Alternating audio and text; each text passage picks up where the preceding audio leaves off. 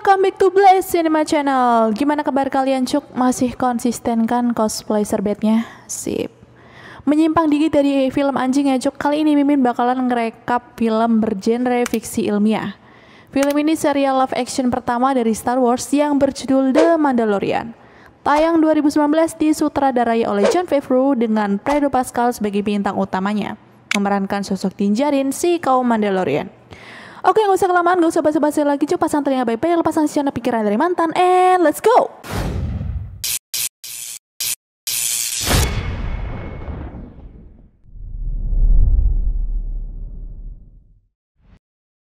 Mando masuk ke dalam tempat yang dilihat-lihat seperti bar kumuh. Dia datang ke tempat itu untuk mencari seseorang karena saat ini dirinya sudah berstatus sebagai seorang pemburu hadiah yang tak pernah melepas topengnya saat bertugas. Adegan pembuka tidak menyia-nyiakan waktu untuk membentuk karakter Mandalorian sebagai seorang pria dengan kemampuan tarung yang tinggi. Setelah memasuki bar, Mando menyelamatkan Mythrol atau anggota ras Mythrol yang kala itu sedang disiksa. Ternyata ini hanya metodenya. Kena. Ternyata Mythrol adalah sasarannya. Mythrol berusaha untuk berdamai dengan menyogok Mando dengan kartu kreditnya, tapi itu tidak mempan. Mando mengancam Mythrol, "Kamu mau ikut dan tetap hidup atau mati sekarang," ujar Mas Mando. Dan tentu Mythrol langsung nurut untuk ikut bersama Mando. Dikasih kesempatan untuk tetap hidup, Mythrol malah ngelunjak. Pura-pura mau berak, dia berusaha kabur dengan menelusuri setiap sudut pesawat Mando. Fix. Spat. Mamam tuh dibekuin. Selesai menjalankan misinya, Mando menemui Greef Karga dan menyerahkan semua pelacak buronan yang berhasil Mando kumpulkan. Greef lalu memberikan upah sebuah kredit imperial. Mando langsung menolak karena dia sudah tahu kredit itu sudah tamat, ending bubar gak berlaku kadaluarsa. Greef yang tak ingin buruannya itu diambil lagi oleh Mando akhirnya memberikan upah yang semestinya. Dia juga memberikan pekerjaan tambahan untuk Mando. Mando mengambil tugas itu dan langsung menemui seorang pria tua. Karena namanya susah banget buat disebutin, ya udah kita panggil aja Mbah. Ketika si Mbah sedang berbicara dengan Mando, seseorang datang tiba-tiba membuat Mando kaget dan membuatnya langsung menodongkan pistol ke arahnya. Dia adalah Dr. Pershing. Si Mbah memberikan DP berupa baja Beskar, baja yang sangat berharga bagi kaum Mandalorian. Si Mbah kemudian mengatakan jika Mando harus menyerahkan targetnya itu secara hidup-hidup atau bayaran akan berkurang jika target itu mati. Dr. Pershing langsung gugup dan sangat mencurigakan. Setelah mendapatkan pelacak dan juga kode targetnya, Mando pun pulang. Mando datang ke tempat armorer, dia mengambil baja Beskar dan meminta armorer untuk membentuk itu menjadi sepotong baju besi baru. Saat mereka sedang berbincang, kita diperlihatkan dengan kilasan masa lalu Mando yang menjadi anak terlantar karena ditinggal orang tuanya ketika sedang terjadi kericuhan waktu itu. Mando mendarat ke planet gurun, entahlah nama planetnya apa, susah cuk nyebutnya. Baru tiba, dia langsung diserang oleh makhluk menyeramkan bernama Blurg. Untungnya dia berhasil diselamatkan oleh Quill. Si Quill bilang kalau dia bisa bantu Mando untuk menuju tempat incarannya berada. Setelah Mando berhasil menunggangi Blurg, mereka pun pergi. Misinya kali ini sedikit menjengkelkan. Terlihat dari teropong, Mando melihat robot pemburu sudah sampai duluan ke TKP. Karena sudah terkepung dengan para penjaga di sana, Mando dengan robot itu akhirnya melakukan kerjasama. Mereka berdua terus berusaha menyerang walau beberapa kali sistem di tubuh robot itu menyuruh untuk melakukan bom bunuh diri. Berhasil melumpuhkan semua penjaga itu, Mando dan robot itu masuk. Tapi terkejutnya Mando setelah tahu targetnya yang katanya berusia 50 tahun itu ternyata berukuran bayi. Mando merasa jika bayi yang disebut dengan Baby Yoda itu memiliki kekuatan yang luar biasa. Si robot yang akan membunuh Baby Yoda pun langsung ditembak oleh Mando duluan. Di perjalanan pulang, ternyata ada beberapa pemburu hadiah lain dengan sekuat tenaga Mando melawan mereka. Kekuatan yang Baby Yoda punya hampir saja diperlihatkan ketika Baby Yoda melihat Mando kesakitan akibat luka bertarung tadi. Keesokan harinya saat Mendo akan pulang dan sedang menuju tempat pesawatnya sedang diparkir, ada sekelompok kaum Jawa. Eta juri ngarak-rak mesin. Ih, nanti bahasananya mempreteli. Mereka mempreteli mesin pesawat Mendo. Karena pesawatnya tidak bisa digunakan, ia pun menuju ke tempat tinggal Kuil untuk meminta pertolongan.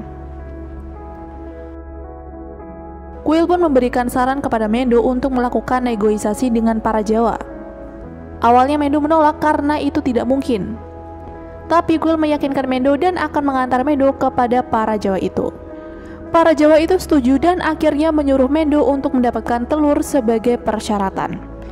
Mendo menelusuri goa yang ditujukan oleh para Jawa, yang ternyata itu adalah telur badak berculak satu. Hanya di film ini cuk, badak telur. Impressive. Ternyata untuk mengalahkan badak itu tidak mudah, hingga akhirnya Baby Yoda membantu Mendo hingga badak pun berhasil ditaklukkan.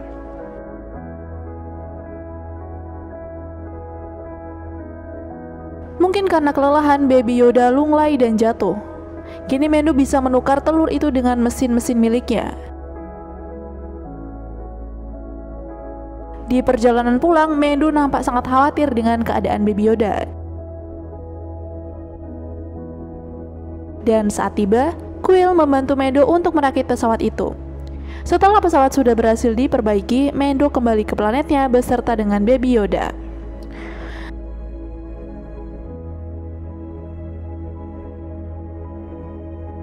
Saat perjalanan pulangnya, Mendo mendapat pesan dari Greff jika setelah sampai nanti langsung aja berikan target itu kepada si Mbah. Menurut Mimin serasa, walaupun si Mendo ini pakai helm, tetap insting wanita mah selalu benar. Mano mah merasa bingung, dikasihin tapi kasihan, gak dikasihin gak dapet duit. Mendo berusaha untuk profesional. Dia pun membawa Baby Yoda kepada kliennya. Sembari Dr. Pershing memeriksa keadaan Baby Yoda, si Mbah memberikan imbalan besar kepada Mendo.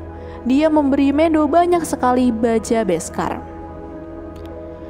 Pandangan Mendo tak lepas dengan Baby Yoda. Ia nampak sangat khawatir dengan bayi itu, sampai Mendo dengan sangat berani bertanya kepada si Mbah, mau diapakan Baby Yoda?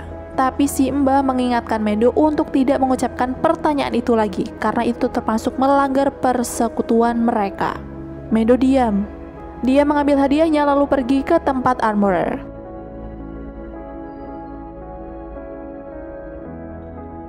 Rekannya yang lain menghampiri Mendo karena tertarik dengan baja beskar yang dibawa oleh Mendo. Mendo dengan kaum Mandalorian yang lain juga sempat berkelahi karena tahu jika kini Mendo bekerja sama dengan sekutu yang menyebabkan kaum mereka hancur. Baja-baja beskar itu akan armorer dibuat menjadi baju besi Mendo dengan lambang Mudorn atau badak berculak satu yang hampir membuatnya mati kemarin. Armorer juga membuatkan senjata baru di baju besinya nanti. Keesokan harinya, Mendo bertemu dengan Greff. Dia meminta pekerjaan lagi alih-alih untuk mengistirahatkan dirinya sejenak. Di sini Mendo kembali bertanya tentang mau diapakan Baby Yoda di tangan si Mbah. Dan lagi-lagi Mendo diperingatkan untuk diam saja, karena itu melanggar peraturan. Setelah mendapatkan pelacak target berikutnya, Mendo kembali ke pesawat mencoba untuk melupakan si Baby Yoda dan kembali mencari nafkah. Hasrat untuk menyelamatkan Baby Yoda semakin besar, dan dia pun kembali ke markas si Mbah. Dia kembali diserang oleh para penjaga, tapi dengan sekejap dia bisa mengalahkan mereka semua. Di perjalanan ke pesawat, para pemburu hadiah lain mulai mengikuti Mendo karena pelacak Baby Yoda berbunyi. Greff diikuti yang lain mengepung Mendo. Dia mencoba membuat kesepakatan dengan Mendo dengan meletakkan bayi itu. Tapi Mendo tidak mau dan tetap ingin membawa pergi Baby Yoda, dan akhirnya baku tembak pun terjadi. Greff mencoba tipu muslihat lagi dan mengalihkan kefokusan Mendo untuk melindungi Baby Yoda. Bagong emang. Saat Mendo kembali diserang, rekan Mandalorian yang lain datang dan menyerang para pemburu hadiah.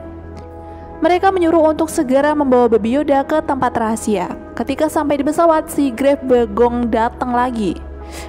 Kedek aing ngenempo teh. Setelah berhasil kabur, dia keluar dari planetnya dan pergi sejauh mungkin.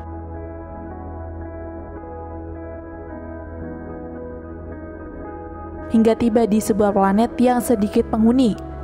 Planet itu bernama Sorgan. Mendo dan Baby Yoda mencoba menelusuri tempat itu dan singgah di sebuah rumah makan. Tanpa ia sangka, ia di sana bertemu dengan mantan polisi pemberontak yang sekarang menjadi tentara bayaran bernama Karadan. Setelah sedikit berbincang dengan Karadan, Mendo kembali ke pesawatnya. Kemudian datang dua petani krill meminta bantuan Mendo untuk mengusir beberapa perompak bernama Klatooinian yang membuat kaum mereka melarat. Awalnya Mendo tak ingin berurusan dengan mereka berdua. Tapi ketika mereka mengatakan jika mereka memiliki tempat tinggal terpencil dan akan memberikan tempat tinggal jika Mendo membantunya, Mendo beserta dengan Karadan akhirnya berangkat.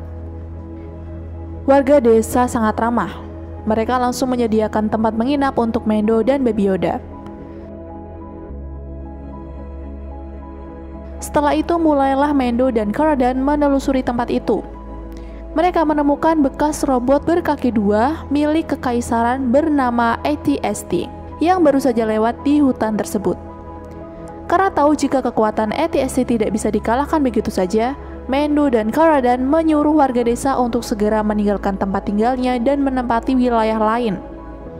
Karena tempat itu merupakan peninggalan leluhur mereka, mereka tidak mau meninggalkan tempat tersebut.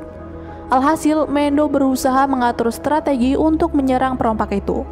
Mereka dilatih untuk berperang menggunakan berbagai macam senjata. Dan malam pun tiba. Mendo dan Karadan memulai aksinya dengan mendatangi lebih dulu kaum Klatooinian itu. Robot AT-ST juga sudah mulai menyerang. Mendo dan Karadan langsung menarik perhatiannya menuju ke desa.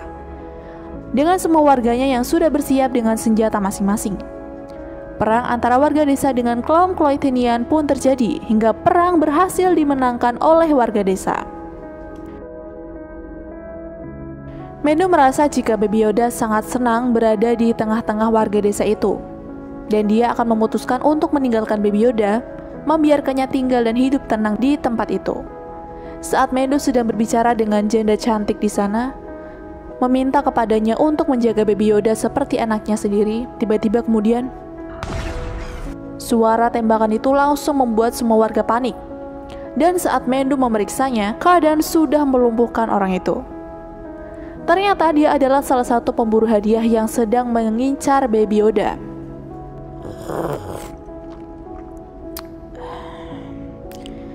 Jangan lupa like, comment, and subscribe biar AdSense Mimin terus ngalirin dolar-dolar ya.